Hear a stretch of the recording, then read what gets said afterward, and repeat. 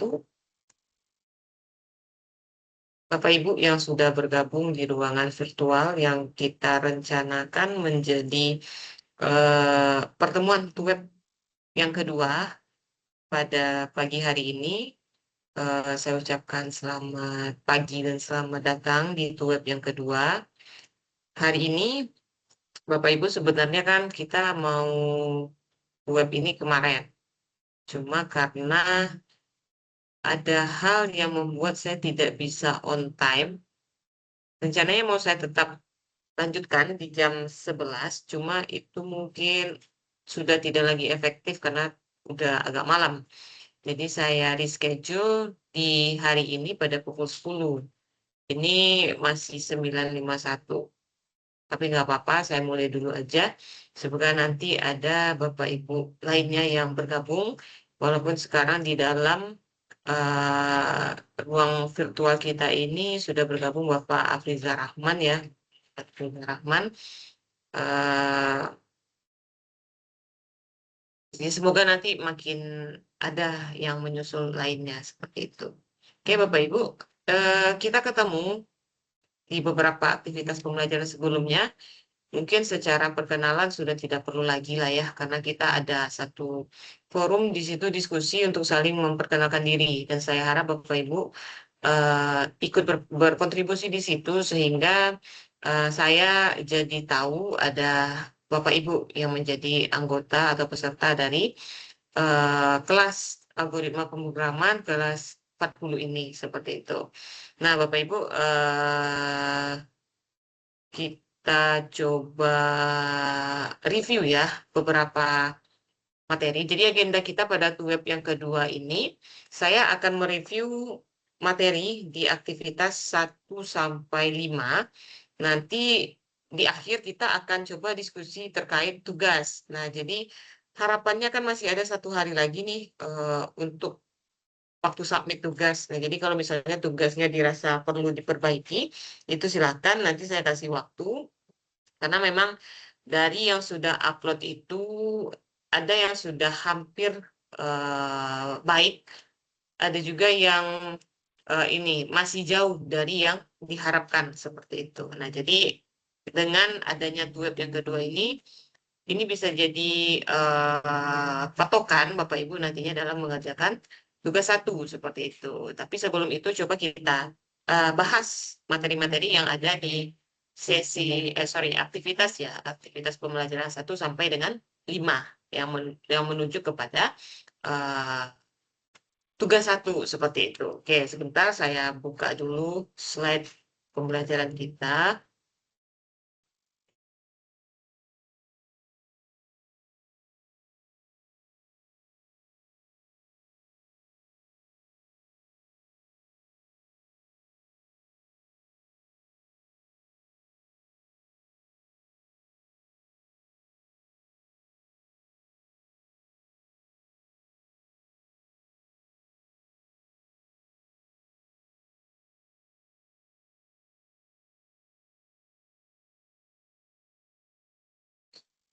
Semua 5.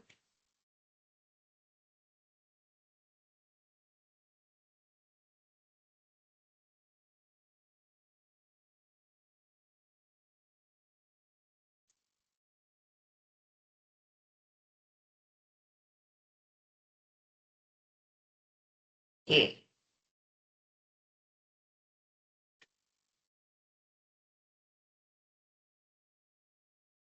share screen.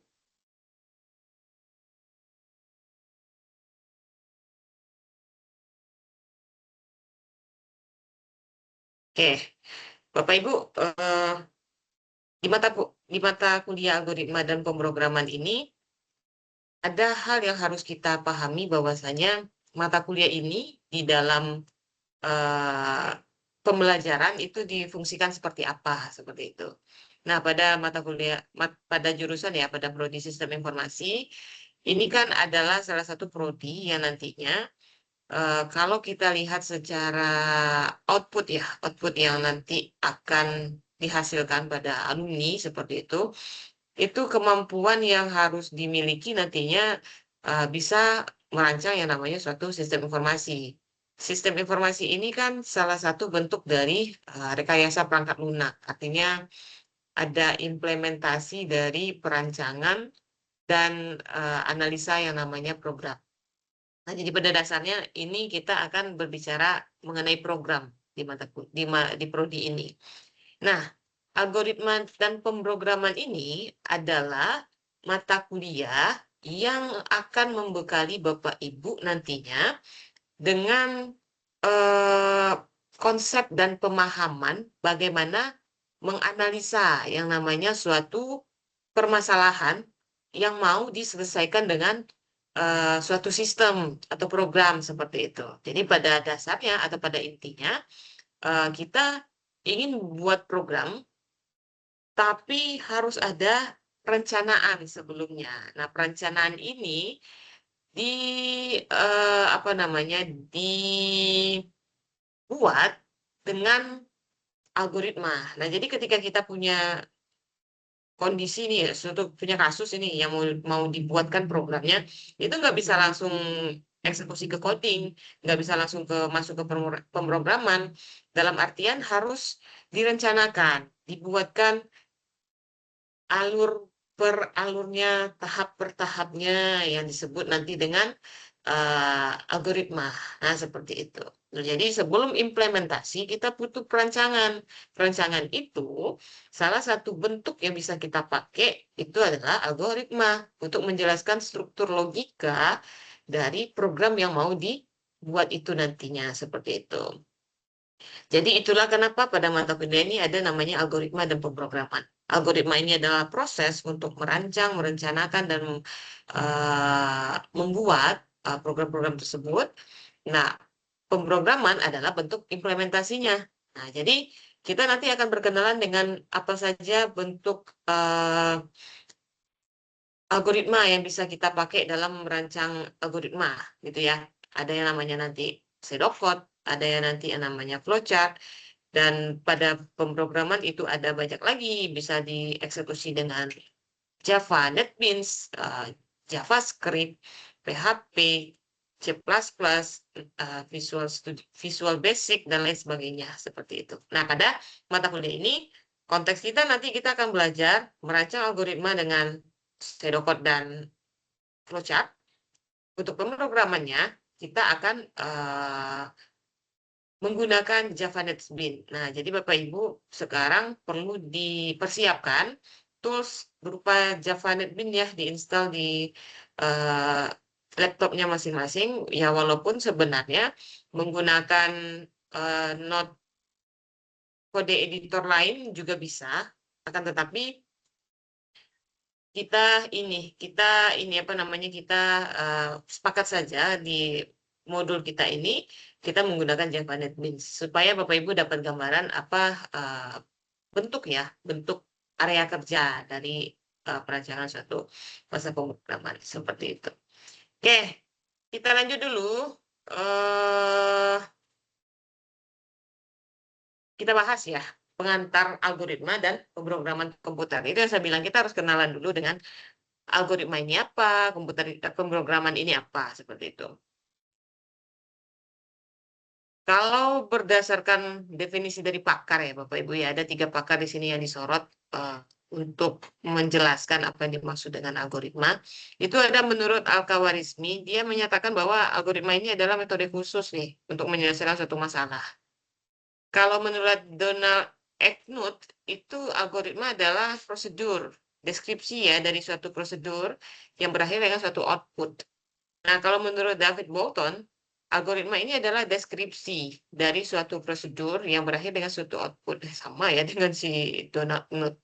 Jadi pada dasarnya Bapak Ibu sama dengan yang saya bilang tadi, algoritma itu ini ada beberapa definisi lain dari Stone and Knuth. Ini ada juga menurut Andreyevich Markov. Jadi di sini, kalau kita simpulkan, apa yang dimaksud dengan algoritma dan pemrograman itu, ini merupakan upaya untuk upaya dengan urutan operasi ya, yang disusun secara logis dan sistematis untuk menyelesaikan suatu permasalahan dan menghasilkan suatu output nantinya. Jadi, algoritma ini seperti yang saya bilang tadi, ini adalah urutan-urutan langkah-langkah yang disusun secara sistematis dan logis ya Bapak Ibu ya, artinya tersusun dan logis dalam menghasilkan suatu output tertentu. Nah, contoh misalnya di sini kita mau ke Bogor, ada beberapa alternatif, bisa menggunakan naik kereta, naik taksi, naik angkot. Nah, ini struktur seperti ini di dalam algoritma itu biasanya disebut dengan percabangan karena ada kondisi seperti itu. Terus kenapa kita perlu menggunakan algoritma? Yang pertama dia itu eh, berbasis keterampilan ya. Jadi cara kita merunutkan suatu penyelesaian atau prosedur dari suatu permasalahan itu eh, merupakan keterampilan yang harus dimiliki. Jadi sehingga kalau misalnya keterampilannya baik, maka algoritma yang disusun itu sangat membantu nantinya ketika kita ingin merancang suatu pemrograman seperti itu. Nah, jadi reason kenapa kita menggunakan algoritma itu ada tiga. Yang pertama itu efisiensi, yang kedua itu abstraksi, dan yang ketiga itu reusability. Kalau efisiensi itu, ya karena yang dibahas itu hanyalah tahapan-tahapan penting yang perlu diselesaikan, disusun untuk menghasilkan yang namanya ini hasil abstraksi. Kita juga bisa eh, memetakan atau membuatkan apa namanya eh, dengan tingkat kerumitan yang tinggi, kita bisa memetakan jadi bentuk yang sederhana dalam tahap-tahapan tadi. Terus ada reusability, ini merupakan tahapan yang bisa kita pakai lagi lah istilahnya itu dalam ini. eh, Maksudnya tidak hanya terfokus pada pemrograman tertentu, tapi juga bisa digunakan pada pemrograman-pemrograman lainnya. Artinya flowchart algoritma itu adalah cara kita eh, menyelesaikan permasalahan, menyimpulkan permasalahan seperti itu. Lanjut ke program ya. Program itu kan ya set instruksi yang berbentuk kode ya, yang dapat dimengerti oleh komputer atau mesin sehingga menghasilkan atau memecahkan suatu permasalahan. Jadi gini Bapak Ibu, program itu kumpulan sintak atau kita sebut biasanya lazimnya coding ya. Coding yang diset untuk menghasilkan suatu software kah atau perangkat lunak yang berguna untuk nanti menyelesaikan suatu permasalahan. Nah, jadi program kalau di dalam kehidupan sehari-hari kita itu bisa lihat dalam bentuk sistem operasi misalnya atau dalam bentuk program aplikasi. Jadi sistem operasi ini di set memang dalam bahasa tertentu yang gunanya nanti untuk menjembatani semua perangkat hardware, software, dan brandware itu bisa berinteraksi dalam satu satuan sistem komputer namanya. Terus ada program yang namanya program aplikasi. Ini adalah program yang diciptakan untuk menyelesaikan permasalahan tertentu. Jadi kita misalnya punya aplikasi untuk buka internet, nah itu disebut dengan Mozilla. Itu kita punya aplikasi untuk apa desain grafis, ada Photoshop. Ada perangkat untuk program yang dibuat untuk pengolahan kalimat misalnya kata, nah itu ada Word. Nah gitu. Jadi kalau kita definisikan program itu merupakan coding ya, kumpulan set instruksi yang bisa dimengerti oleh komputer untuk menghasilkan masalah tertentu.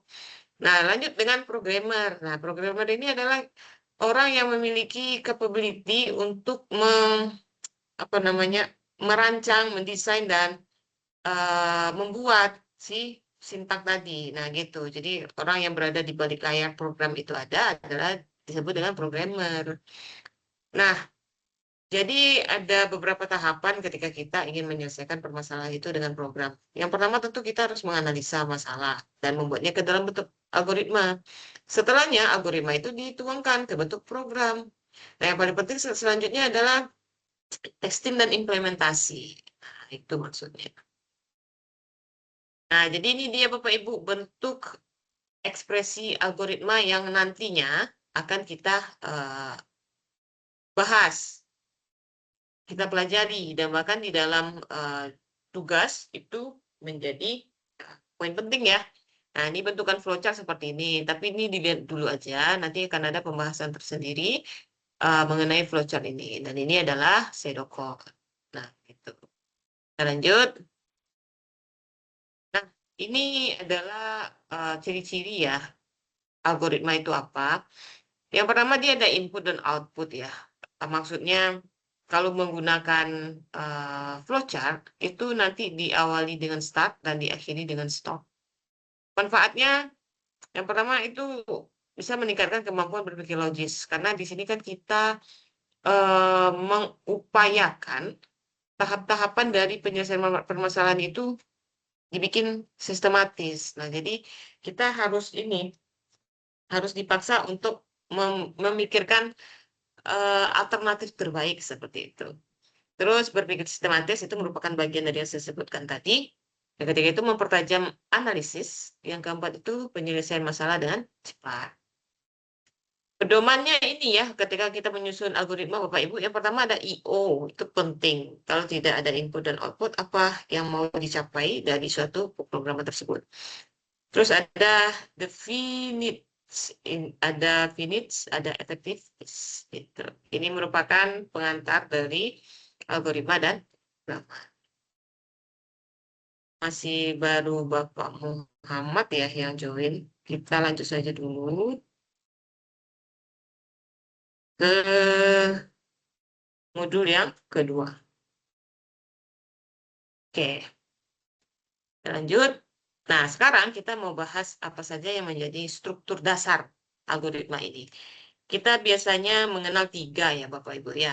Ada yang disebut dengan sekuensial. Sekuensial kalau secara definisi itu dia instruksi yang dijalankan secara runut berurutan. Tidak boleh melompati satu langkah perintah pun.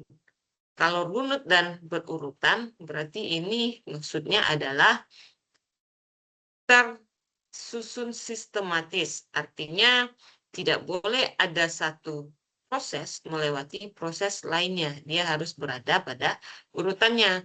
Nah, contoh misalnya kita ingin membuat algoritma yang mana terdapat 20 langkah. Maka semua langkah tersebut harus dikerjakan berurutan satu demi satu. Nah, tanpa melewati satu langkah pun. Nah, jadi gini Bapak Ibu.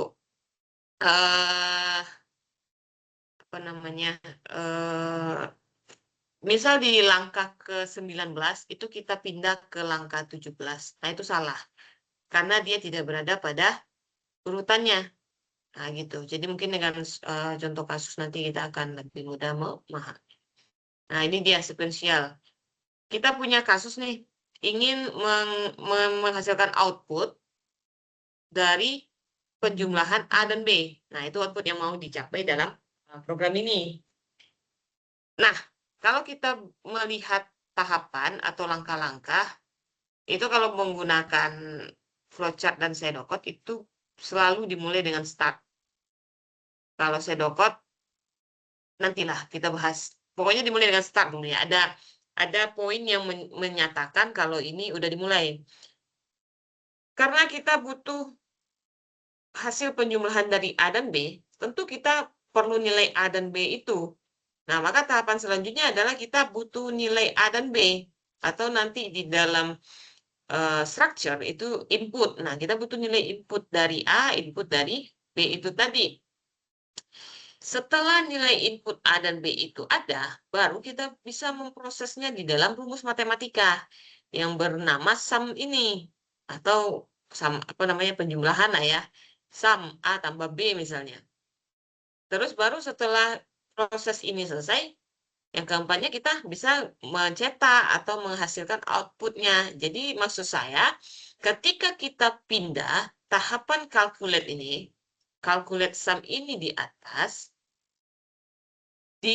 pada apa namanya, pada kondisi mereka nggak tahu nilai A-nya apa, nilai B-nya apa, itu akan membuat program bingung apa yang mau diproses sehingga output yang diinginkan itu tidak sesuai. Nah, jadi ini bentuk runutnya.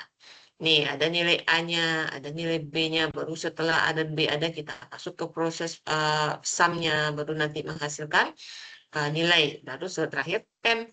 Nah, itu bentukan uh, sekuensial, struktur sekuensial di dalam algoritma, seperti itu. Lanjut sekarang seleksi. Seleksi ini juga dikenal dengan struktur percabangan, Bapak Ibu. Jadi maksudnya adalah ini akan digunakan apabila nanti kita menemukan kasus itu untuk alternatifnya itu ada lebih satu atau lebih penyelesaiannya, keputusannya. Contoh misalnya ini, sorry kok ini perulangan seleksi. Nah ini, jadi ada kondisi di sini. Jika usianya lebih dari 17, maka akan dicetak output dia boleh menonton. Tapi kalau tidak boleh menonton. Nah, jadi maksudnya di sini adalah alternatif yang diberikan oleh kondisi usia 17 ini adalah boleh dan tidak. Nah, ini yang disebut dengan percabangan atau seleksi tadi. Ada proses yang harus dipenuhi kondisinya supaya menghasilkan output sesuai dengan kondisi itu. Nah, ini dia. Ini alternatifnya apa? Silakan menonton dan tidak boleh menonton. Dari kondisi yang mana? Dari kondisi yang usia lebih dari 17 ini. Seperti itu. Nah, ini bentuk flowchart-nya ya Bapak Ibu ya. Ini bentuk pseudocode-nya. Nanti kita bahas lebih lanjut. Pokoknya flowchart ini adalah cara membuat algoritma menggunakan simbol. Nah, gitu. Kita lanjut ke algoritma perulangan. Algoritma perulangan ini adalah algoritma yang biasa disebut looping. Jadi konsepnya di sini adalah dia itu terus mengulang suatu perintah sampai nanti kondisinya sudah terpenuhi atau tidak terpenuhi karena dia banyak cabang di situ. Nah, contohnya ini, Bapak Ibu kalau bisa lihat di flowchart ya, itu ada dua variabel, ada variabel A dan B. Yang pertama, jalanin dulu A tambah 1. Nah, yang kalau misalnya awalnya A-nya 0, ditambah 1 menjadi 1. Baru masuk ke sini. 1, apakah besar dari 100? Secara logika 1 bukan besar dari 100. Berarti tidak. Kalau tidak, berarti kita cetak nilai A. Tampil nilai 1 tadi. Ulang lagi. Sekarang A berubah jadi 1, 1 tambah 1 berapa? 2. Tanya lagi, 2 besar nggak dari 100? Tidak, maka cetak si 2 ini.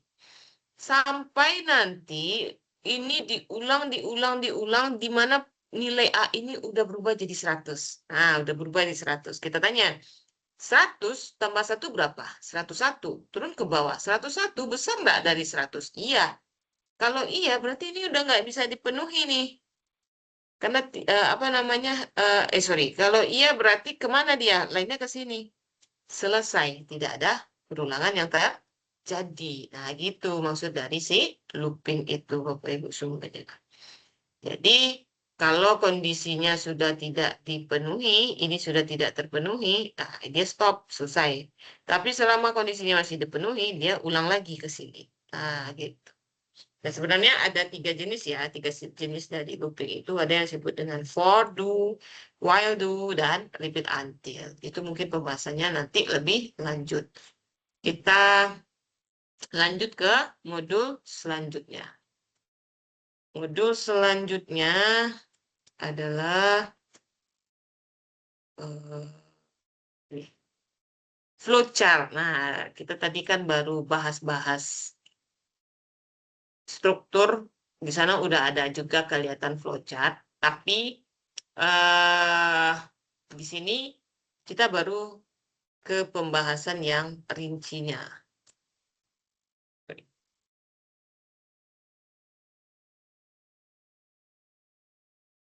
Flowchart. Flowchart ini adalah jenis algoritma yang berbentuk diagram. Jadi ada grafis dan simbolis. Setiap langkah di dalam algoritma itu diwakili oleh simbol. Nah, jadi mungkin ada proses input di situ, ada proses matematikanya, ada outputnya. Itu nanti berupa simbol. Nah, gitu. Beda dengan pseudocode. Pseudocode ada juga nanti pembahasan tersendirinya. Contoh misalnya kita punya kasus permasalahan ingin mencari nilai kecepatan, nilai percepatan, di mana rumus dari nilai kecepatan itu adalah S per T, jarak ya, jarak per waktu, di mana percepatan itu rumusnya nanti adalah V per T, berarti kecepatan per waktu. Nah, kalau kita lihat di dalam bentuk flowchart-nya, itu secara tahapan ya, atau langkah, dimulai dengan start. Nah, ini dia start. Terus masuk ke deklarasi variabel. Deklarasi variabel di sini apa saja? Sesuatu yang nanti dipakai di dalam input, dipakai di dalam proses, dipakai di dalam output, itu harus dideklarasikan, dikenalkan ke program nantinya. Di sini apa? Kita butuh nilai kecepatan nanti. Nilai kecepatan ini kita simpan di dalam simbol V, di dalam simbol A. Untuk percepatan jarak kita simpan di dalam S. Itu kita simpan di dalam T. Nah, seperti itu. Nah, ini deklarasi variabel selesai. Baru masuk ke sini. Ke tahapan selanjutnya input. Kenapa input? Karena gini, kita mau hitung nilai V ini, kecepatan ini, kita butuh nilai S dan T. Oleh karenanya, sebelum kita masuk ke rumus ini, input dulu nilainya. Ini dia, input nilai S, T. Baru nanti masuk ke hitung kecepatan. Setelah itu kecepatan selesai, baru lagi kita bisa masuk ke rumus percepatan. Karena nilai V-nya udah ketahuan ya dari proses sebelumnya. Lalu baru setelahnya kita pilih output gitu. Apa saja yang menjadi keuntungan ketika menggunakan flowchart? Yang pertama, komunikasi lebih baik karena eh, tahapannya itu jelas. Jadi komunikasi antara perancang dengan eh, algoritmanya lebih menarik tentunya. Analisis yang efektif karena memang dibaca berdasarkan tahapan, terus dokumentasi, penggodaan efisiensi, proper debugging, dalam program yang efektif. Keterbatasan penggunaan flowchart ini apa? Yang pertama, logikanya kompleks. Perubahan atau modifikasi. Semisal ada tahapan yang tidak sesuai, ngemodifnya terpaksa mengubah semuanya. Terus reproduksi. Nah, ini yang harus dipahami lagi, simbol-simbol yang ada pada flowchart. Kalau simbol mulai itu disebut dengan terminator, jadi ini nanti ketika ada proses mulai dan selesai itu harus diawali dan akhiri dengan simbol ini.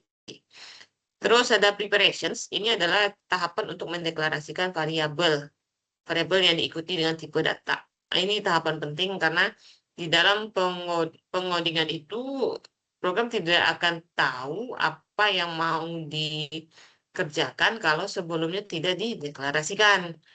Terus ini proses untuk input dan output, ini disebut dengan data ya, nama simbolnya data, ini preparations, ini untuk proses kalau misalnya ada matematikanya di situ.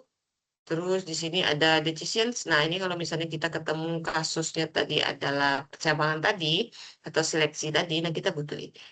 Ini konektor. Ini untuk menghubungkan eh, ketika misalnya perancangan algoritma kita itu terputus. Jadi kita harus melainkannya dengan konektor ini supaya menyambung aliran yang terputus tadi. Mungkin karena halamannya nggak muat, jadi kita harus pindah ke samping. Nah, tapi harus ada konektornya ini. Ini adalah arrow tanda panah untuk mengalirkan alur ya. Terus, sebentar.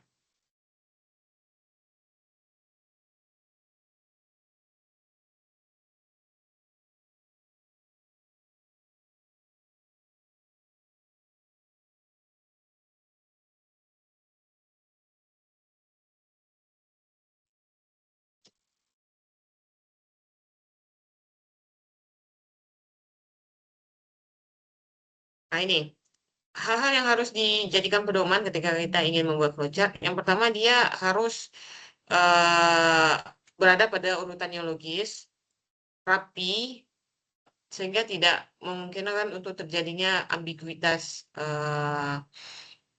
keraguan-raguan ya. Terus flowchart ini dibaca dari kiri ke kanan atau atas ke bawah, jadi boleh dari kiri ke kanan atau atas ke bawah. Simbol proses hanya dapat memiliki satu aliran garis yang keluar darinya, hanya satu berarti. Untuk simbol keputusan hanya satu garis aliran yang dapat memasukinya. Nah, ini contoh flowchart yang salah. Kenapa? Karena sebelumnya tidak ada proses deklarasi variabel untuk mengenalkan FST ini yang mau diproses di FST ini. Terus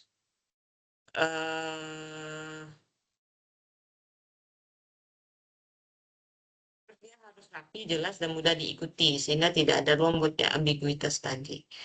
Harus tahu, harus paham ini proses apa, misalnya ini deklarasi, ini proses apa, misalnya ini input. Nah, gitu sehingga tidak ada ambiguitas.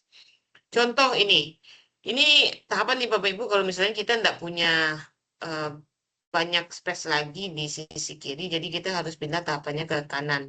Nah, ini pakai konektor tadi. Ini konektor. Menandakan kalau ini merupakan sambungan dari A, gitu. Nah, ini contoh flowchart yang sesuai dengan prosedurnya seperti itu. Nah, itu untuk yang modul ketiga. Kita lanjut ke modul yang keempat. Modul yang keempat. Nah, ini. Pseudocode. Nah, pseudocode adalah bentuk lain dari perancangan algoritma ya. Jadi gini Bapak Ibu, banyak kemarin di tugas, saya memang sengaja bikin tuh web ini di menjelang akhir. Biasanya Sabtu. Sabtu itu adalah momen yang pas ya. Jadi kalau misalnya ada perbaikan masih punya waktu 1 hari.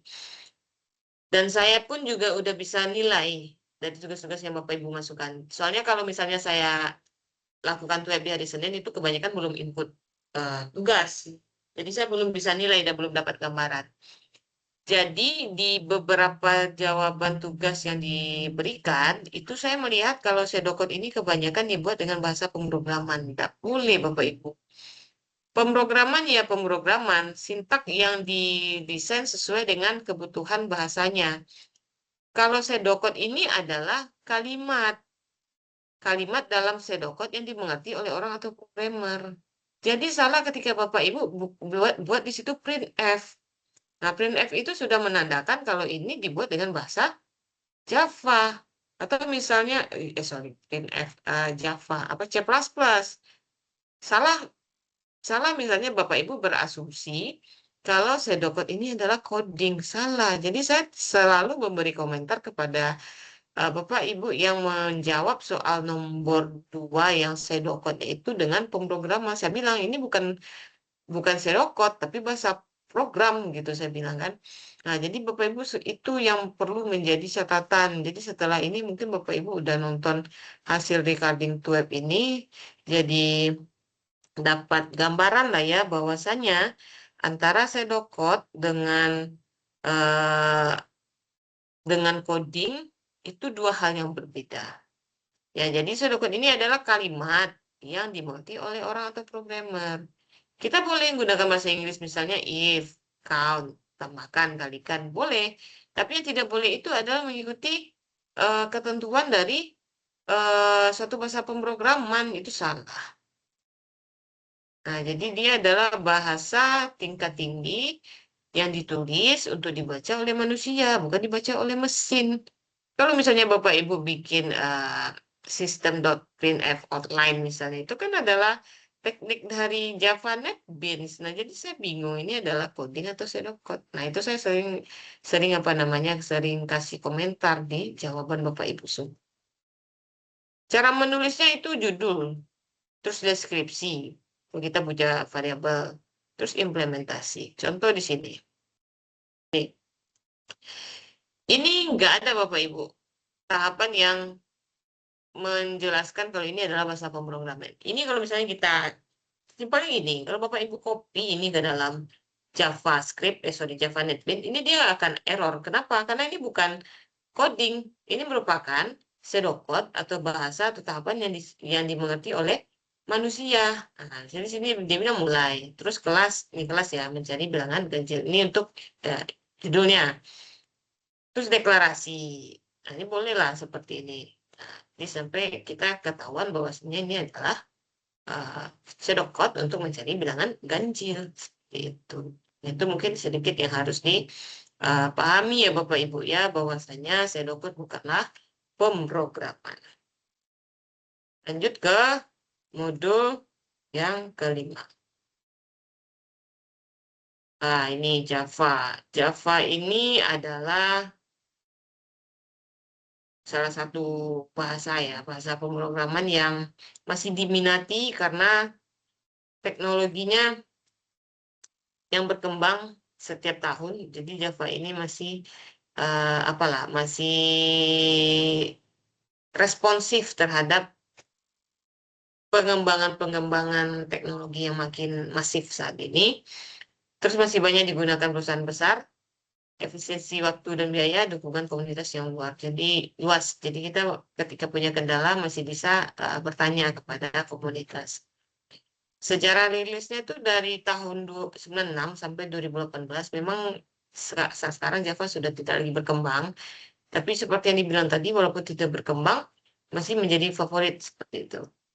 Konsep pemrograman itu kan ada dua, ada yang terstruktur dan ada yang object-oriented programs. Nah, jadi kelebihan Java ini dia multi-platforms, library-nya lengkap, mendekati sintaks C, terus orientasinya objek, terus kelemahannya kadang nggak bisa dipakai di Mac, di OS. Kadang juga boros karena memang besar apa namanya filenya ya, ke instalasinya. Nah, Java ini kan OOP, Object Oriented Program. Artinya dia bekerja berdasarkan objek, kelas, inheritance, enkapsulasi, abstraksi, dan polymorphism. OOP itu apa? OOP ini adalah bagian terkecil pemrograman yang sifatnya sifat dan karakteristik. Jadi objeknya itu punya atribut yang dijadikan state. Atribut ini adalah identitas atau nilai yang dapat digunakan. Jadi saya sepeda atributnya ada pedal, ada roda, ada gigi.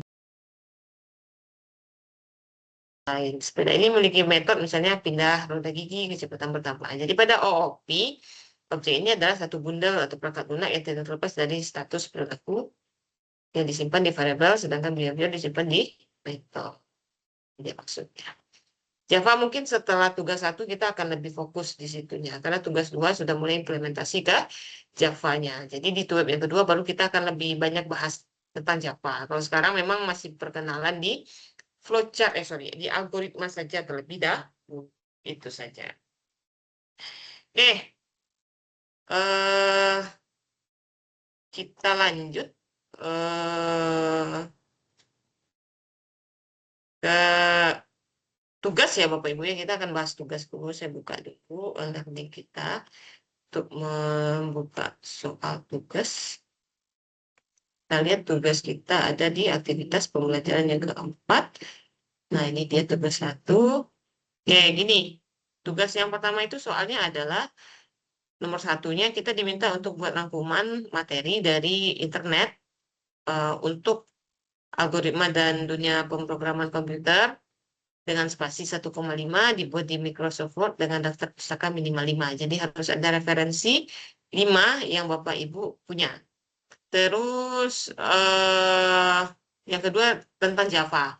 Jadi gini Bapak Ibu, saya di dalam memeriksa nomor 1 ini, ketika Bapak Ibu sudah ada 5 referensi dan juga dibuat dengan rapi, itu saya biasanya udah kasih nilai full ke situ. Tapi kalau misalnya acak-acakan, dia juga tidak mengikuti standar aturan dari tugas yang diberikan, misalnya tidak 1,5, itu saya akan kurangi nilainya. Terus saya juga akan melihat sejarah perkembangan Java ini yang Bapak Ibu cari. Dan yang pastinya itu software-software apa yang aja yang udah dibuat dengan Java ini. Software-software jadinya. Itu jadi poin penting saya. Untuk nomor 2, Itu paling yang mau saya perlihatkan di sini sekarang adalah untuk 2A ya yang menggunakan flowchart itu bagaimana tahapannya, tahapan yang benar karena banyak saya lihat dari jawaban Bapak Ibu itu masih di luar dari prosedur yang eh, seharusnya pada suatu flowchart itu. Terus kalau untuk sedokot, asal bukan bahasa pemrograman, itu saya betulkan Bapak Ibu. Tapi kalau yang Bapak Ibu itu buat itu adalah pemrograman, saya salahkan. Ini nilainya banyak kurang. Seperti itu. Nah, jadi hari ini saya akan coba bagaimana membuat algoritma berbentuk flowchart pada kasus kita ini. Saya buka dulu di Visio, karena saya bikinnya di Visio. Nah, kita ambil grid. Nah, grid. Nah, ini. Jadi simbol-simbolnya sudah disediakan Bapak Ibu. Jadi kita mudah aja lagi. Kita mulai dengan start. Kita mulai dengan start.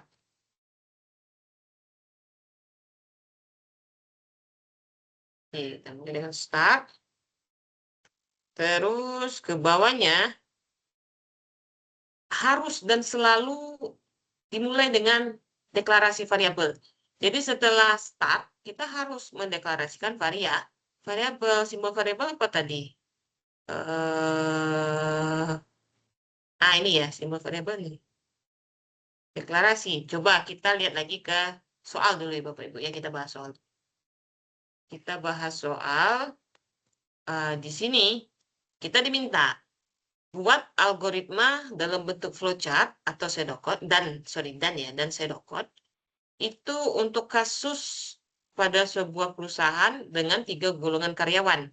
Nah, di sini kita bisa lihat bahwasanya kita akan memakai struktur percabangan atau seleksi tadi untuk menghasilkan output gaji. Jadi gaji ini akan dikeluarkan outputnya sesuai dari golongan yang kita input. Nah, kan seperti itu. Nah, jadi berarti di sini adalah proses percabangan. Jadi kita pakai if nih di sini. If then. Nah, jadi Bapak Ibu kemarin itu ditugas banyak tuh. Langsung aja. Goal A 55 juta. Apa maksudnya? Kita nggak paham. Itu ngapain goal A 5 juta ini apa maksudnya? Jadi kita punya syarat dan standar yang harus diikuti. Nah, jadi nanti kita pakai di sini untuk percabangan. Apa saja variabel yang akan dipakai? Yang pertama nanti akan ada variabel untuk menampung nilai A, B, C yang kita simpan nanti di nama golongan. Terus nanti kita juga akan punya variabel untuk menampung nilai 5 juta, 6,5, 9,5 di dalam variabel yang namanya gaji. Kita lanjut ke bawah.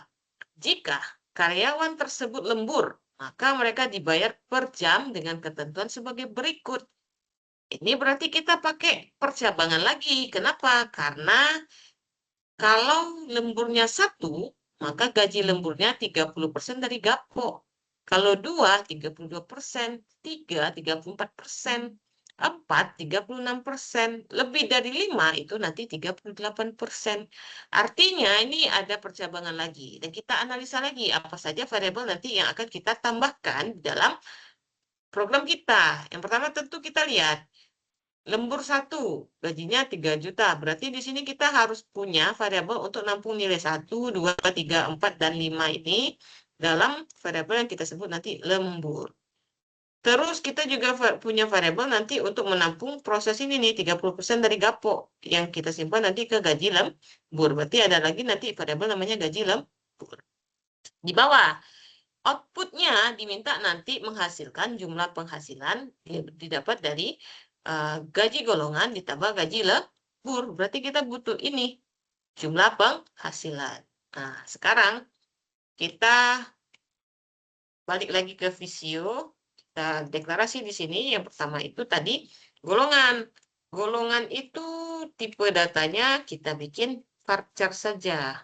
Karena dia karakter ya. Kita perbesar dulu.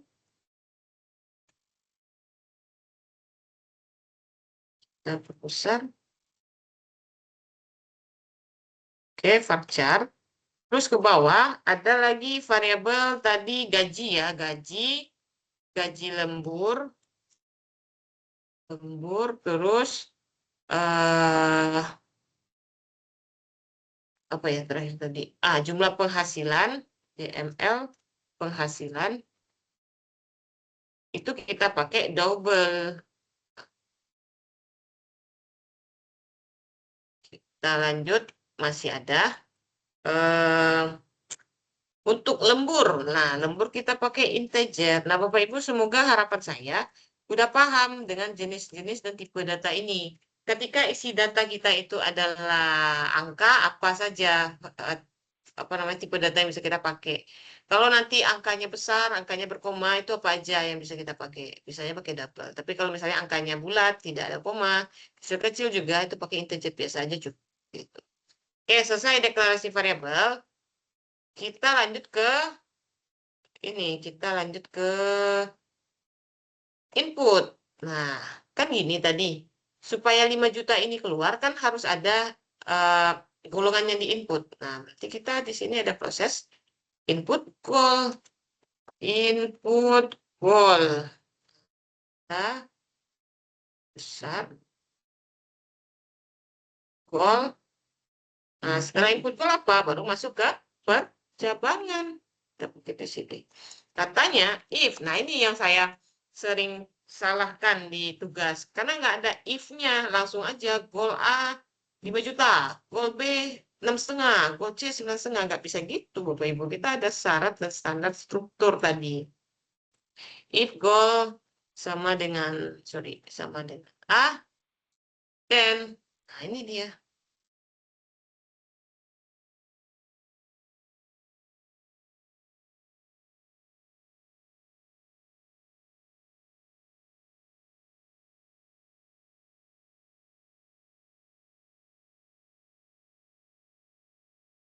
Terus apa aksinya? Itu proses ini. Apa katanya tadi? 30% dari gaji. Sorry, masih ini ya. Gaji ya, gaji. Gajinya adalah 5 juta. Nah, ini.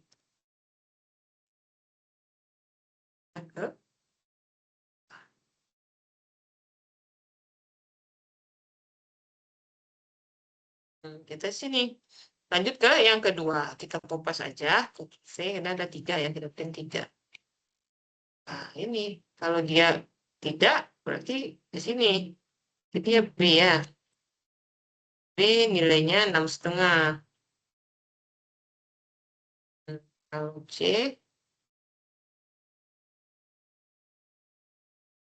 9,5. Nah, baru kita geser ke kiri aja ya, supaya rapi. Nih, sini aja. Jangan tidak rapi. Tetap di 9. Terus kalau dia tidak juga, kita bawakan dikit dulu lah.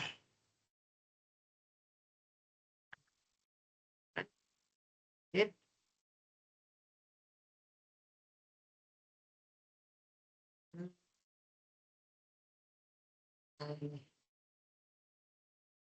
Nah, baru kita alirkan lagi ke satu line yang sama. Kita kasih konektor.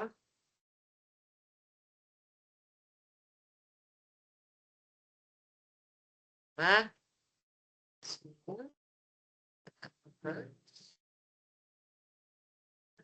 kita alirkan dia ke satu line yang sama lagi. Nah, itu dia. Jadi kita bisa mulai di line yang sama, jadi tetap kerapiannya terjaga. Kita lanjut, setelah gaji didapat apa? Kita kan butuh mencari gaji lembur tadi. Nah, berarti gaji lembur ini kan didapat dari jumlah lembur. Nah, berarti di sini ada lagi kita masukkan input untuk lembur. Nah, simbol input. Terus sini, input lembur.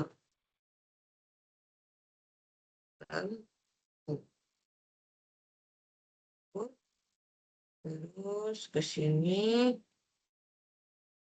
Oke.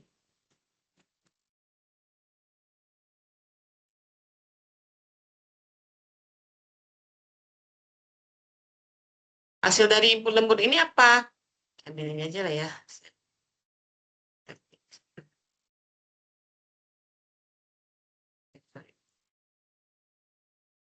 Oke, kita pindah ke sini. Katanya kalau if lemburnya ya, if lembur sama dengan 1 dan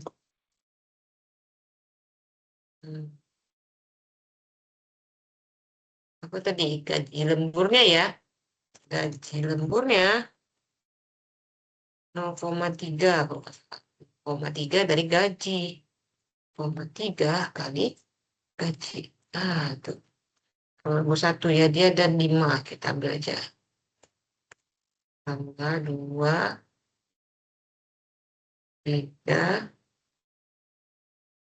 4, terakhir,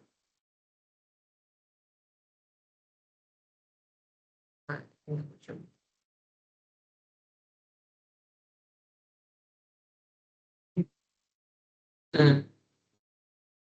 Nah, kita arahkan lagi ke sini dulu. Sorry, ini kalau 1, kalau 2, kalau 3, kalau 4, dan besar dari 5. Nah, tadi 0,3, 32, 34, 36, 38 ya. Ada 2, 34, 36, sorry, 6. Kembali dulu.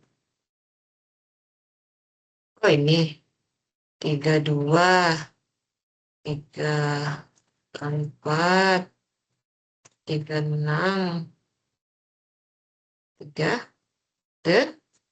38. Nah itu. Nah, sini. Oh, nggak bagus ya. Nanti kita kebawain dulu dikit. Dikit.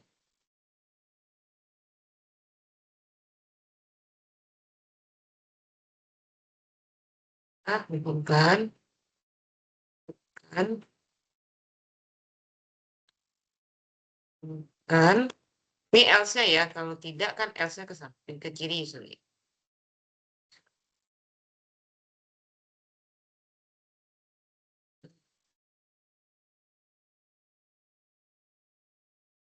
Nah, itu dia. Nah, kita balikin lagi ke line yang 1.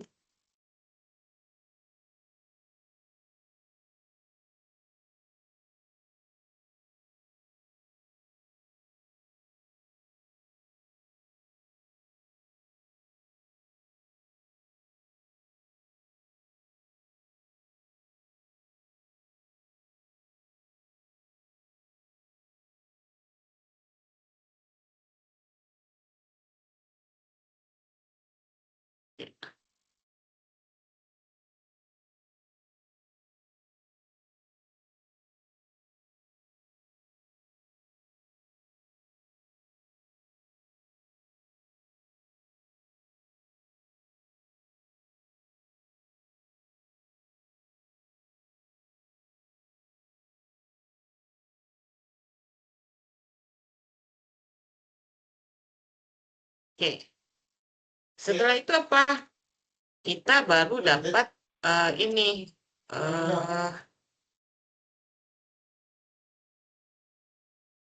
Tadi.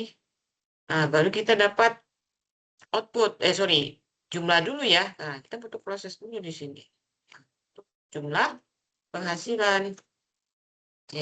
Jumlah ya, JML. Penghasilan itu didapat dari apa namanya, gaji lembur tambah gaji.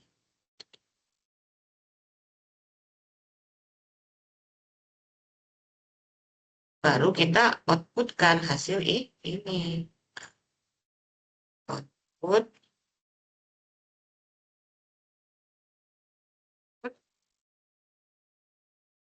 JML penghasilan. Itu dia. Oke, JML penghasilan.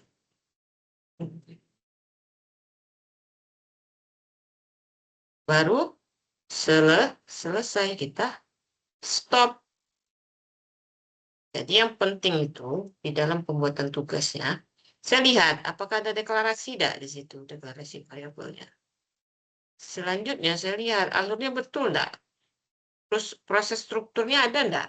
Jadi enggak asal lembur 3, gaji 5, kayak gitu.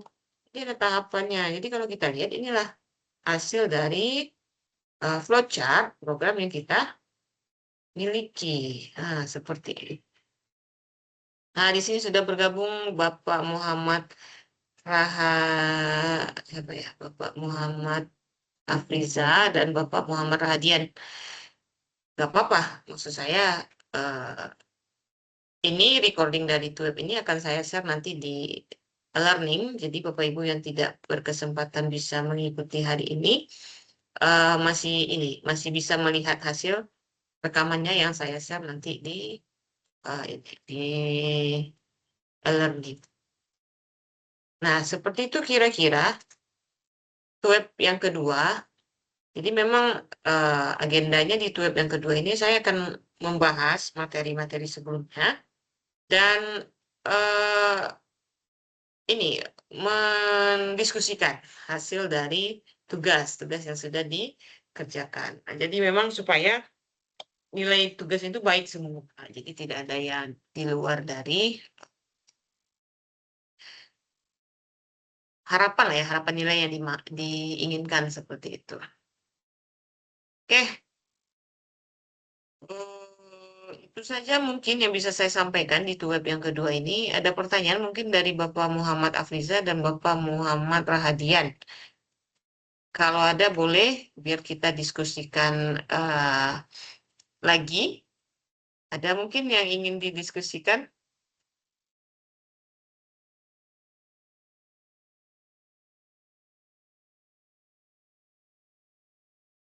Ada? Oke, kalau tidak ada, saya ucapkan terima kasih untuk kehadirannya pada pagi hari ini. Kita ketemu lagi di web yang ketiga. Selamat pagi dan sampai jumpa kembali. Saya tutup. Assalamualaikum warahmatullahi wabarakatuh.